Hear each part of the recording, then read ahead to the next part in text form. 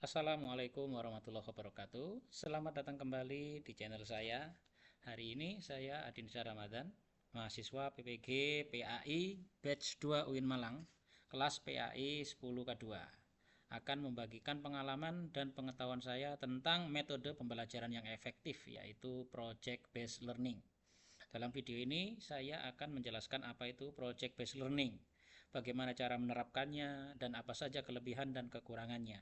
Saya juga akan membagikan pengalaman saya selama melaksanakan PPL dengan metode ini.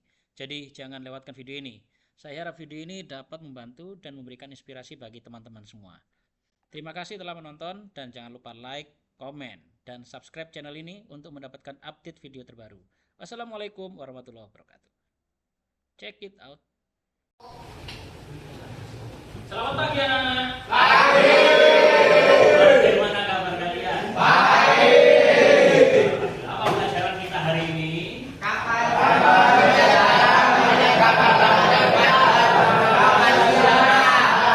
Baiklah, alhamdulillah. Saya lihat semuanya semangat-semangat ini. Sebelum pembelajaran hari ini kita mulai, tolong ketua kelas untuk memimpin doa terlebih dahulu. Silakan ketua kelas memimpin doa. Siap, ya.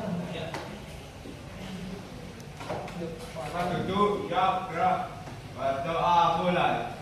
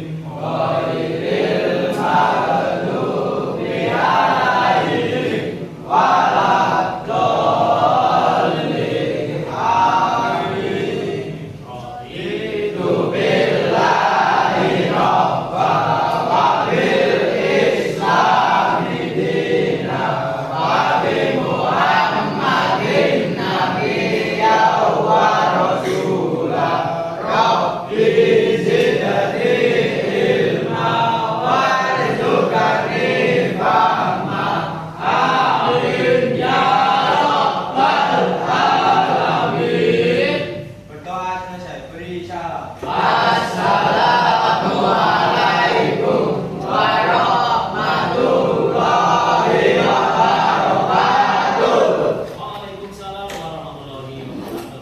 Terima kasih kepada ketua kelas sudah memimpin kegiatan kita hari ini. Semoga kegiatan pembelajaran hari ini diberkahi dan diridhai oleh Allah.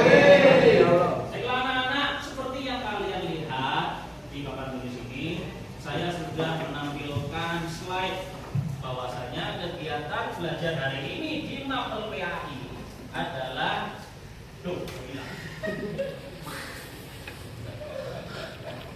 kampanye kesadaran mencegah pergaulan bebas dan dampak sosialnya. Setelah liburan akhir tahun kemarin selama 2 minggu ya, pengalaman yang asyik. Saya ingin mengecek dulu kehadiran kalian. Silakan ditolak-tolak. Sekarang semuanya mondar tolak-tolak. Lihat kanan kirinya, siapa yang belum masuk di kelas kita? Nino, kenapa masuk? Iya. Semoga cepat sembuh ya. Kemudian Mas Alim mana ini? Keluar, Pak. Semoga nanti diberi kesempatan untuk masuk lagi. Karena pengalaman belajar di kelas ini sangat asyik. Baiklah anak-anak, perlu kalian ketahui bahwasanya pada semester 6 ini untuk materi tentang Al-Quran dan hadis dengan topik pergaulan bebas dan perbuatan zina ini merupakan hal yang menarik untuk dibahas karena kalian sudah memasuki masa-masa SMA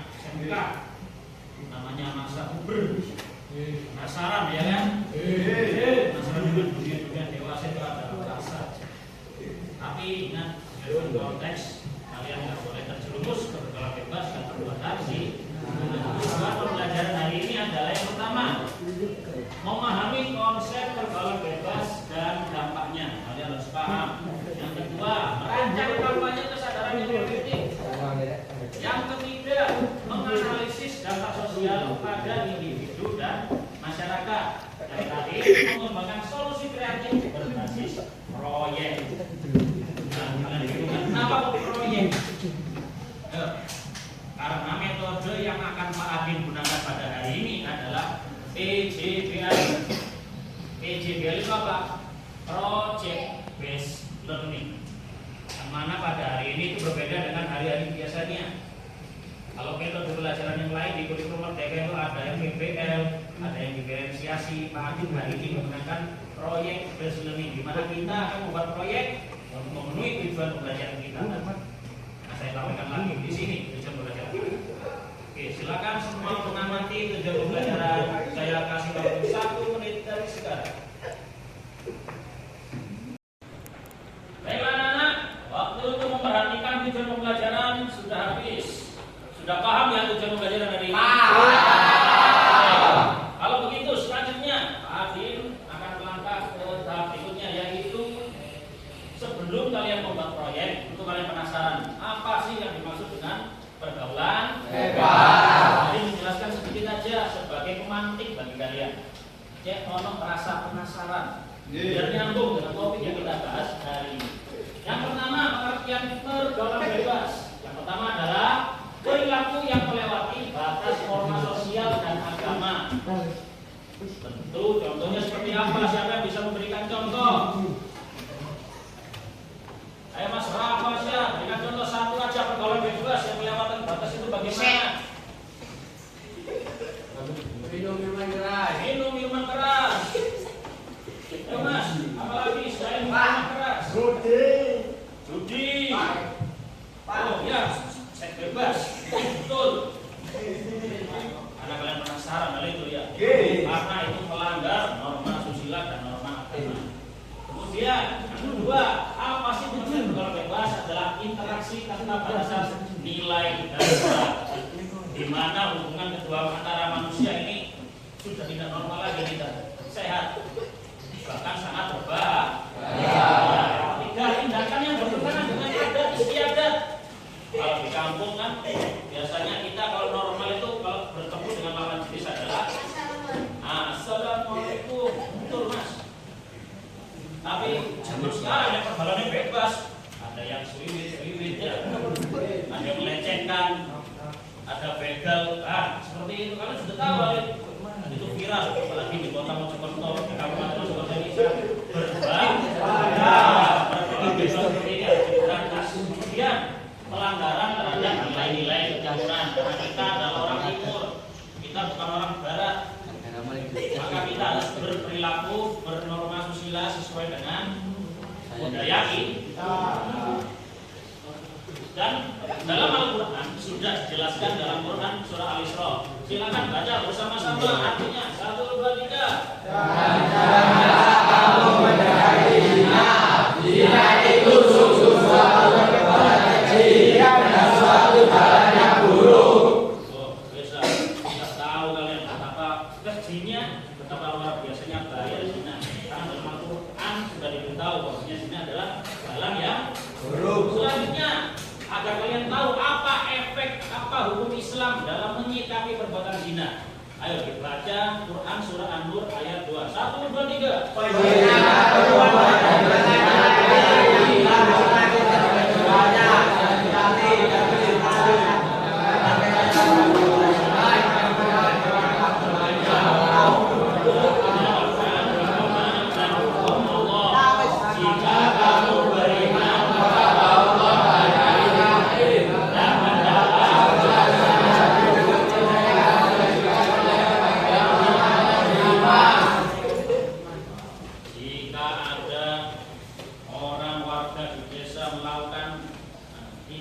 tindakan asusila seperti ini, hukumannya kalau dalam Islam aslinya dicambuk berapa kali? 100 kali bagi pasangan yang belum menikah.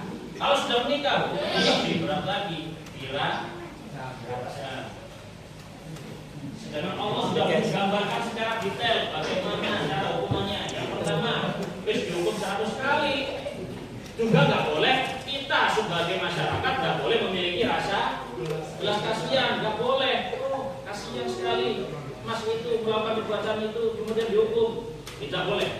Dalam Al-Quran sebagai seorang muslim kita harus tega karena kita sedang menegakkan hukum Islam dan musnahkan perbuatan seperti kamu ini karena dampaknya itu luar biasa bahaya. Contohnya kalau sosial kamu dikucilkan, kamu dijauhi oleh keluargamu karena keluargamu malu, menanggung malu, ambil di luar nih ya, apalagi kalau kamu laki-laki, kamu harus bertanggung jawab. Namamu buruk di masyarakat, apalagi kamu akan jadi calon pemimpin. Jangan membuat kasus seperti ini karena manusia paling mudah dirayu oleh godaan harta dan wanita. Ini salah lanjut ya. Baiklah, dari dua ayat tersebut maka muncullah penentuan pertanyaan yang mendasar yang perlu kita bahas. Bagaimana kita dapat menjelaskan makna dan hikmah dari Quran Surah Al-Isra 32 dan An-Nur ayat 2 melalui sebuah poster edukasi yang menarik. Nah, karena pembelajaran kita hari ini tentang proyek, nah, kalian sekarang akan membuat kelompok ya untuk bergabung dengan kelompoknya masing-masing. Pilih temanmu 4 orang, di mana pertanyaan ini akan kamu temukan, kamu solusinya. Yang kelompok membuat poster edukasi yang menarik yang membahas tentang tema kita hari ini. Apa caranya cek isok mengedukasi masyarakat agar menjauhi pergaulan bebas dan perbuatan zina? Tentu saja dengan bahan koridor analisis dari Quran Surah Al-Isra ayat 32 dan An-Nur ayat 2. Paham ya? Oke, sekarang silakan berdiri semuanya. Ayo, silakan mencari kelompoknya masing-masing. Bubar jalan.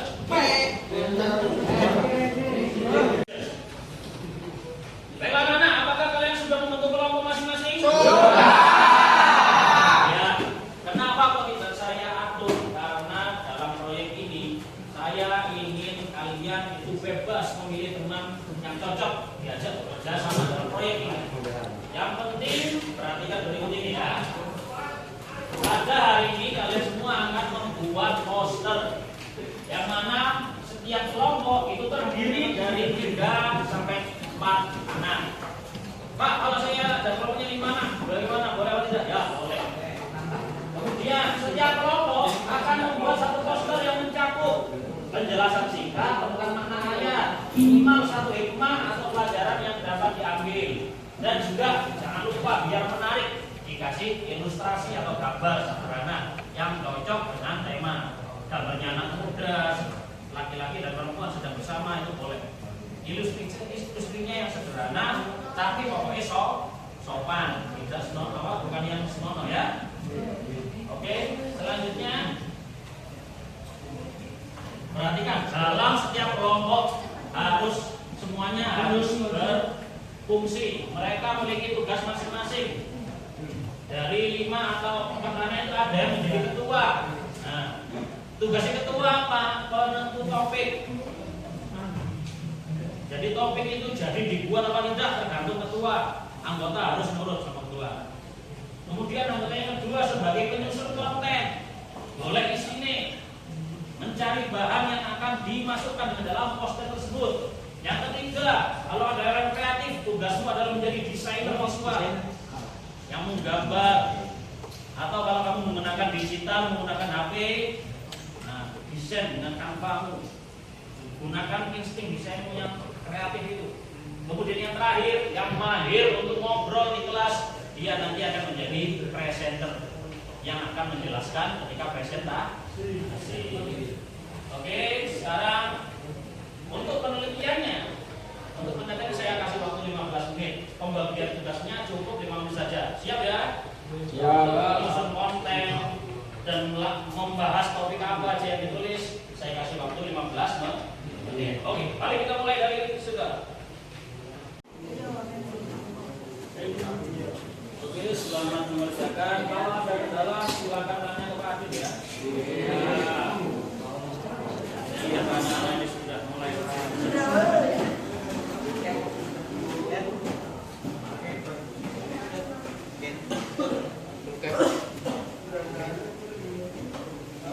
Kelompok 3, apa ada kendala dalam pengerjaannya? Aman, terima kasih. Oke, waktunya tinggal 5 menit ya. Habis ini kita akan presentasi. Alhamdulillah anak-anak, waktu sudah selesai. Sekarang waktunya kita presentasi dan evaluasi hasil proyek kalian. Ya, yang mana pada hari ini setiap kelompok akan presentasikan maksimal 2-3 menit. Jangan lama-lama. Kemudian saya mohon siswa lain memberikan umpan balik yang singkat saja. Kalau bagus, ya bilang bagus. Kalau ada kurangnya, silakan saya beri kesempatan untuk mengevaluasi. Oke, kelompok pertama silakan menampilkan hasilnya. Mereka membuat poster digital. Saya beri waktu dan tempat. Saya persilakan. Assalamualaikum warahmatullahi wabarakatuh. Teman-teman, di sini saya akan mempresentasikan tentang hasil poster digital yang saya buat dengan teman-teman saya. Jadi di sini saya membuat poster dengan pewarnaan berwarna biru dengan kombinasi font berwarna putih agar terlihat lebih jelas. Dan di sini font saya buat seperti ini agar terlihat kesan dramatis. Kemudian di dalam gambar tersebut juga ada seorang anak laki-laki dan seorang anak perempuan yang sedang berlari. Kemudian untuk penjelasannya sudah saya terangkan di sini. Silakan teman-teman baca. Terima kasih. Kelompok 1 sudah menjelaskan. Gimana teman-teman? Anak-anak kalian ada yang memberikan umpan balik? Atau sudah tidak? Silakan. Gambarnya Pak terlalu bulat. Oh, terlalu bulat. Kalau nanti diperbaiki ya. Ya. Terima kasih Mas. Ada lagi yang beri tanggapan? Ada. Oke, silakan. Tulisannya agak kecil Pak. Tulisannya terlalu kecil ya. Ya. Kalau dibaca tapi kan kurang asik ya. Ya. Oke, terima kasih. Ada lagi ya Mas? Ada. Oke, terima kasih kelompok 1. Silakan duduk. Tepuk tangan. Baiklah, alhamdulillah. Jadi semua kelompok sudah selesai mempresentasikan tugasnya. Evaluasi dari saya adalah alhamdulillah tadi ketika saya melihat ada yang manual tadi menggunakan lembaran folio tadi, juga ada yang menggunakan digital. Itu semuanya adalah desain poster yang menurut saya itu sudah bagus. Tapi evaluasi dari saya, tolong untuk bahasanya, untuk penjelasannya itu agak mudah dicerna sama teman-temanmu. Jangan menggunakan bahasa yang sulit dipahami. Gunakan bahasa yang mengasihkan, tapi mampu menunjukkan makna yang sebenarnya agar masyarakat, khususnya pemuda-pemuda di sekolah kita, SMK Negeri 1 Jatirejo, agar menghindari pergaulan bebas dan perbuatan zina.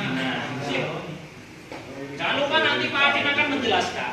Di sini adalah kriteria penilaian poster kalian. Yang pertama adalah keakuratan informasi. Ada kreativitas desain. Mulai dari kategori kurang, cukup, tercapai, sangat tercapai. Kemudian juga kejelasan pesannya. Ada kesesuaian dengan nilai Islam. Ada juga kerjasama tim. Tadi saya lihat, saya observasi. Siapa yang aktif, siapa yang hanya numpang nilai saja, saya akan nilai itu ya. Semuanya paham ya? Oke, baiklah. Pelajaran yang dapat kita ambil hari ini adalah ketika ada proyek dan kalian membuat kelompok, semuanya harus aktif bekerja sama. Tidak boleh ada yang hanya mengandalkan temannya saja. Oke, sebelum kita akhiri, tolong semuanya duduk, siap? Duduk. Nah, ketua kelas silakan dipimpin untuk doa penutup. Kita duduk siap, berdoa mulai. Bismillah.